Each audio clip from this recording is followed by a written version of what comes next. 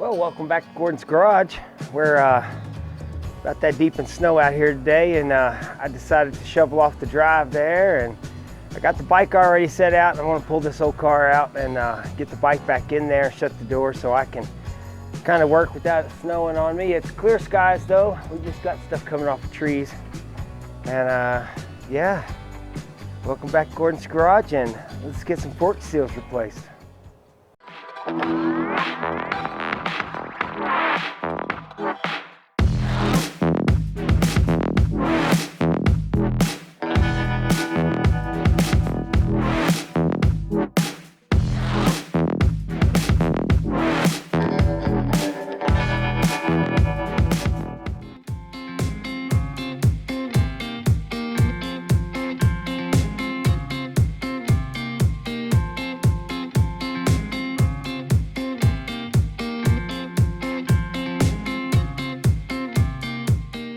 We did a little mail call there, pretty quick, just a pair of hand grips. One has a larger diameter inside than the other. It's for the throttle side. Anyways, they're pretty neat. They're good in rubber and aluminum up here. They're nice and red. They don't quite match the bike, so I should have bought silver. That lesson learned, all right? Okay, so let's get started pulling this bike apart.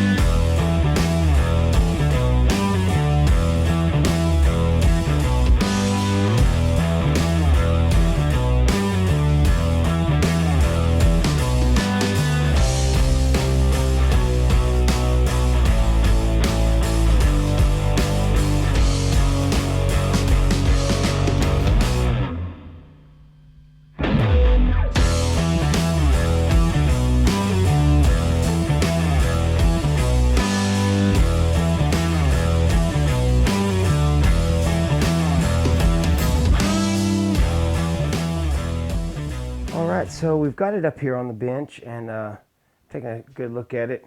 A lot of this stuff is exploratory. I don't know where things are at, how I'm going to take it apart yet, and I'm still kind of learning this stuff. But one thing I do know I'm going to do right here is I'm going to go ahead and clean all this off.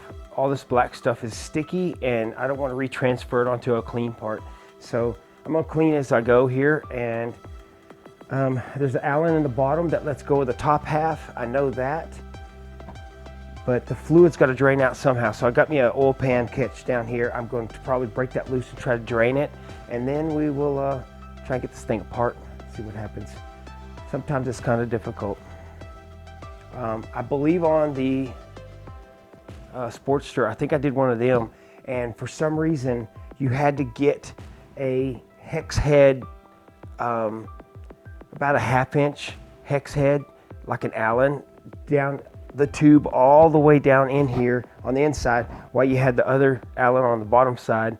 And so I had extensions stacked up that's possible too. Either way, I've got to get this all cleaned off, and then I will crack on that and see if it comes apart, and if it doesn't, then I might be going through the top side. Alright, so I wiped it down a bit, got a bit cleaner. It's still stained a bit. That's okay. I'm working on that. I wanted to take this off, and I was wondering how it came off. So just like most people do, they'll go to a resource. Now I went to the internet, and it looks like you don't have to take this thing off. So what they do is they pull this boot up first, and then they get it all apart.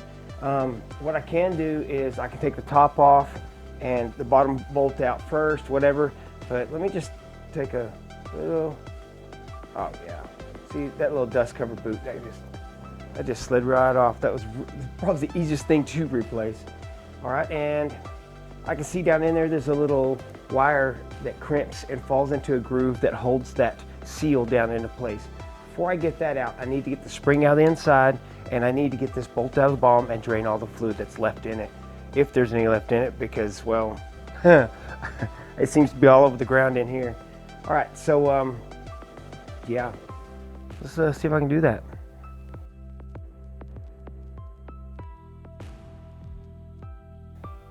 Okay, here's the little trick that I saw on the internet. I'm gonna try it out. You take one of these old bungee cords, the rubber ones, a 3/4 inch wrench and a knife. Use the knife to cut off one of these large ends. Right about there, looks good.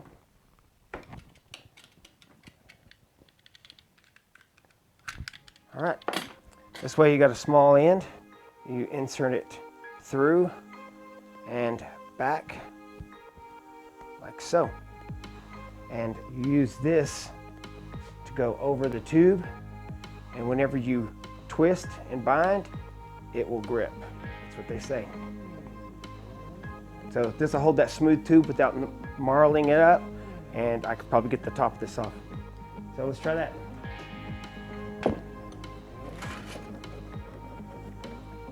Well, the little strap thing, it does work, but only to so much. It could be useful for something else, but for right now, we're gonna set it to the side. And what I have done is reinserted the fork tube up through the triple trees, and I've just tightened up the top triple tree to hold it still, and then I've put my wrench on here and broke it loose. Now that it's loose, I think I could probably handle this off the bike. But while I'm at it, I'm gonna go ahead and break this one loose because I know I need it apart here in a minute. Okay, so I started taking this apart. The camera decided it wanted to shut off. I've got most of the insides out, and then now I'm down to the seal itself. So basically I've got a outer tube and the inner tube and a seal. And if you just bring it to here, and you'll use this like a hammer, it starts to come. I'm gonna get this down in the bucket and pound that out.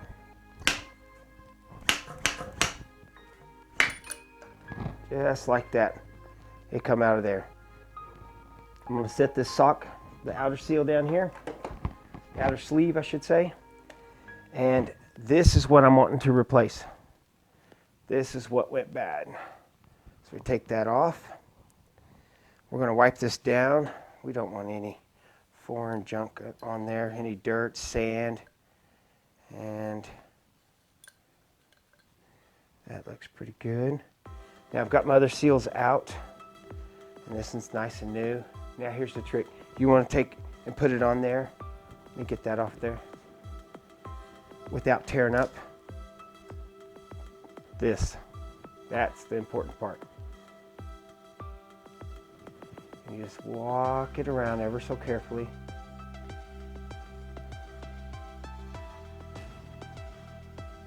It's like having a brand new wiper blade put on your car and you cut it. Then it has a streak in it all the time. Okay, now I've got to get this back into that sock. That I'm going to have to work on. I probably have to find me a piece of PVC pipe or something to help seat this down in there. Let me go see what I got. All right, so I found the tool that I had made to do the Sportster forks when I replaced the seals on those. And this thing worked really great for that because it was the right diameter for it. But these are larger diameter tubes, and yeah, it does not fit over. So, yeah, the idea is to get in there like that and bang that down, but you got to do it evenly all the way around. So what I'm going to do is take the old fork seal. I'm going to go to the hardware store. Let's find us another piece of pipe. What do you say? The streets out here on the main areas are pretty clear. The center, that's not very clear, so I don't think I'm getting the bike out today. But man, it sure does make me want to get the vet out and do some donuts in the snow. I don't know why, but it sure makes me want to. So anyways, we're headed to Lowe's, and we'll get her something, a pipe to fit that, and we'll be hooked up.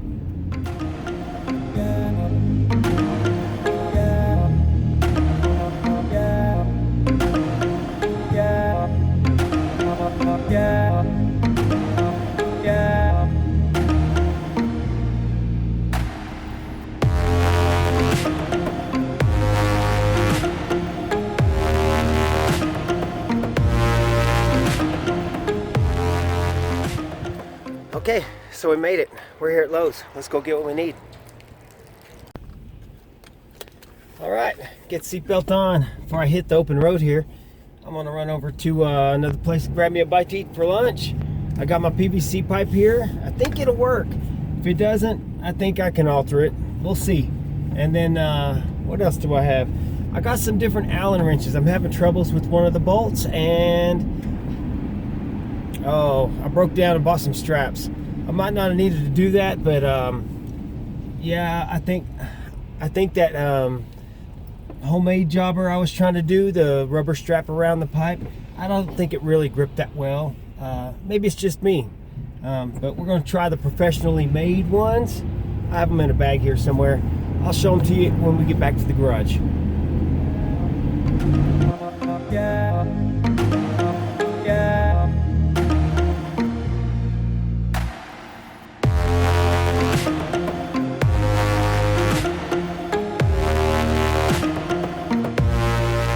Okay, so I made it back home, and I bought a 1.5 inch PVC pipe. Now, here's the thing. I'm going to try to put it down on here. Let's see how this works. Man, it barely gets on there. It's too tight. It's just too tight. It needs to be a little larger. The next size up was going to be way too big. Let's see if I can find that seal. And when I set this on the seal, I'm like, I can work with that. That's just enough. It stays inside the diameter, but yeah. Okay, so what I'm going to have to do is I'm going to have to take a saw and I'm going to have to cut straight down to get that to open up and flex a little bit. And then I need to clean out the inside and probably clean up one of the two edges. I'll find out which one's the most square so that it taps that down on there straight. So let's get a saw out and cut down this sucker.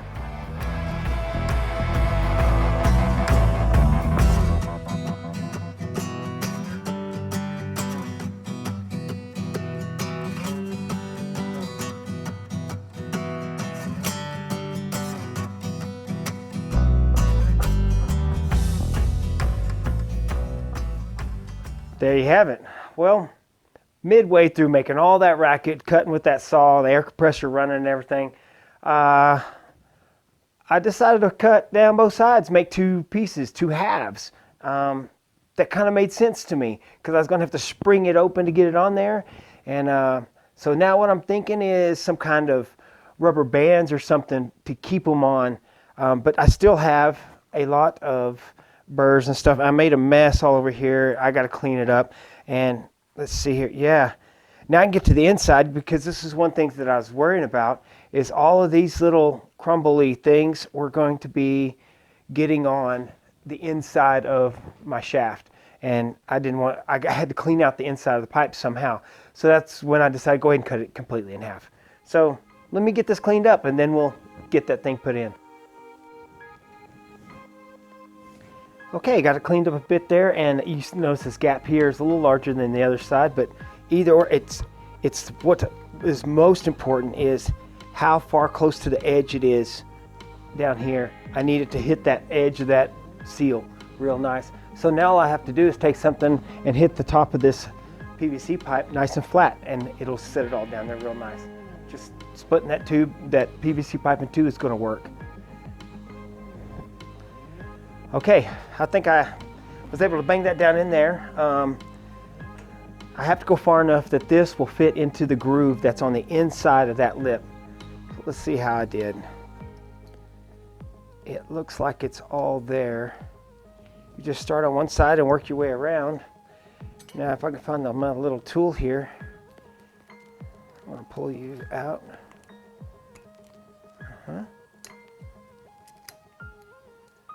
It's snapped in. Awesome. Next will be the boot. That's right here.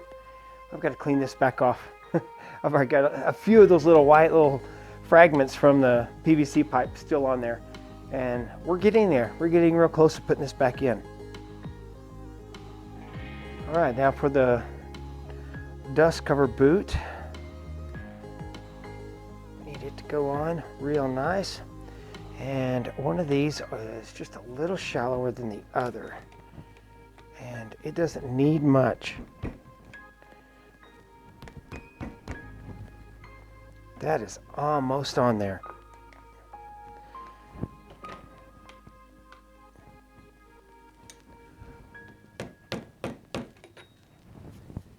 There we go.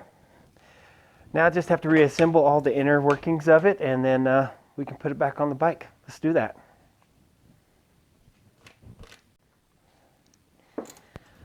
All right, catch you up with what's going on. That bolt that went into the very bottom end of this thing, it's right there. And if you know what that is, that's in the end of that Allen bolt, you'll know I had a lot of trouble getting that out. Anyways, so a 6mm Allen bolt, I need to replace that. I'll look in that kit that came in. We don't know. I might have to run to the store real quick, Ace Hardware, and grab one of these. But that means I got it off. I can take off the seal now. And earlier I took apart all of the insides. I don't think I have to do that. So I'm gonna try this time doing this one without taking apart all the insides. But I do want to clean that stuff up. So let me clean all this stuff off, and then I'll take that boot off, and yeah, we'll get this changed out. How about it? Yeah, that boot, it wasn't tight at all coming off there. So that definitely was bad. Let's get my little tool here. Let's get this out. No, don't want that on the floor. Now I need that out, and I remember what I had to do. It takes a bit of effort. And look at there, we got the spring again. Yeah, I think I got to get this down on the ground. Give me a sec. That works? Yeah, it's just awkward positioning. Yeah, that's trash. So these are the trash I really need to throw away. My biggest problem is picking up the old ones and putting them back on. I got new ones right here. Don't want to do that. Okay, so here we go. First one that goes on is this one, and it goes on this direction. Nice and clean, nice and clean. Let's see. And it turns out you don't have to take the forks all apart, all the springs out and all that. You don't even have to take the top off. It might be helpful, but I don't think you have to do it. I'm just being real gingerly here. I don't want to ruin this thing. Okay. All right, now I just need to pound that down in there. This is another one of those things that's a bit awkward because I've made this so tall. Yeah, that's gonna go like that. Make sure this one's still clean.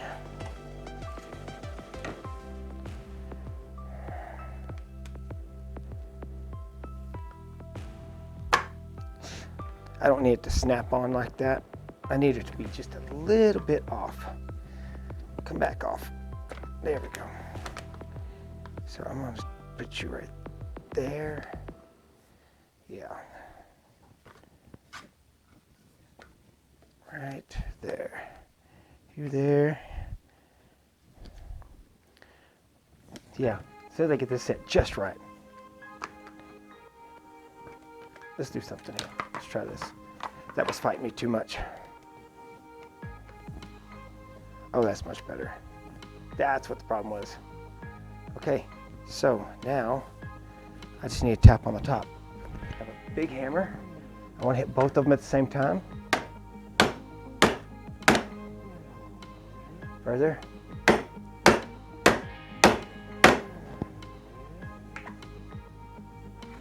think we're done. All right. I'm amazingly fast when I've done one of them. That was the spring. I saw that. I thought I'd lost something important. Okay, so that goes down in here.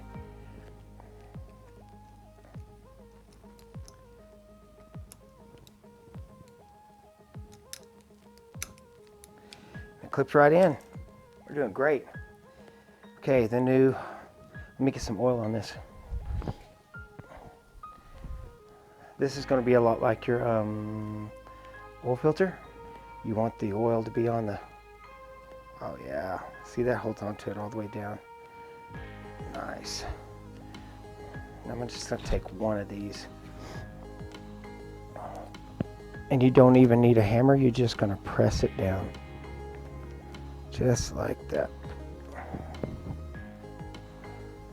Yeah. Now, I'm going to wipe this one down, clean it all up real good, and then I'm going to stick it back on the bike. The other one's already on the bike, and yeah, let's get this fork, yeah, we're ready.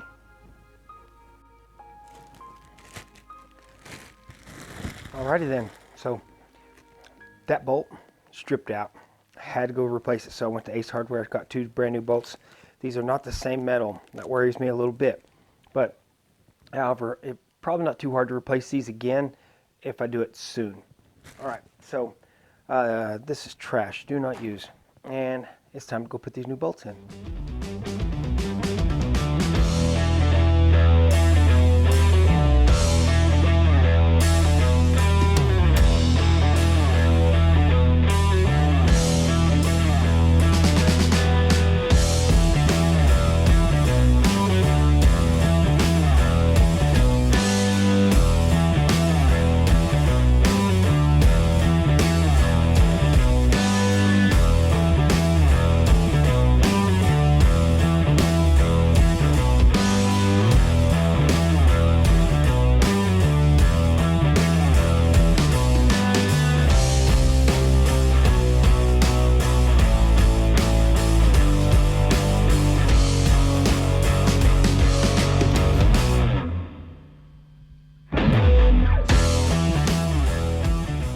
So what I'm going to do is let you get to see here exactly what I was doing. So this front brake caliper, it is kind of complicated. Brake lines come in here, come out here, they go in back here, and vice versa. So whenever the brakes are hit, this whole mechanism rotates that way, and it crushes this cylinder right here, which uses it as a, I guess like a master cylinder, to apply more brakes. It's pretty complicated. Most of these bikes just have 2 lines, one coming down to this cylinder, this caliper, and one to the other caliper, but as you can see, there's multiple brake lines here. It gets kind of complicated, so yeah, I had to get that all back on right. I've got it all back together. The bolt that went into the bottom of this, up in there, it would not go in far enough to let this slide in. The head of it stuck out, so I had to take it out and ground it down so that it would clear. On this side, we've got another cylinder up there. It's got to be bolted into right there, and I've got those bolts to put in, and the top of the front wheel fairing, yeah. And last but not least, I need to come up here and take these 2 caps off and fill them with oil. And then I'll be back together, and that will be job done. So how about I just do that? All right, I got this one off. I just got to finish pulling this one out. It'll jump up about 2 inches. I'm just going to try to keep it from bouncing straight up out of there.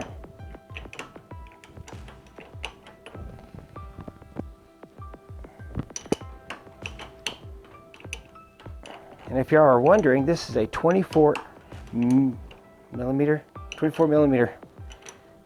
Come on, baby.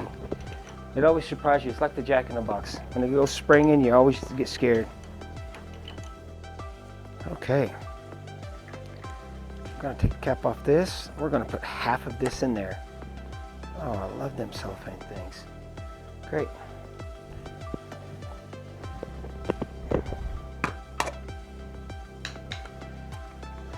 It took me a second to get all of this organized to the way it is, and now let me see if I can pour exactly half a quart of oil down this funnel. This is very green. It is 10 weight. Let's stop right there. Whew, that's close. Let me go check on a level surface. Level. We need 100 milliliters. 100 milliliters. How much is 100 milliliters? That's about 100 milliliters. What do you think? I'm going to say it's good. Okay, so now what I'm going to do, set this cap down. I need to transfer the tube over there. And I am going to pull this out. Set it up there with the other one. And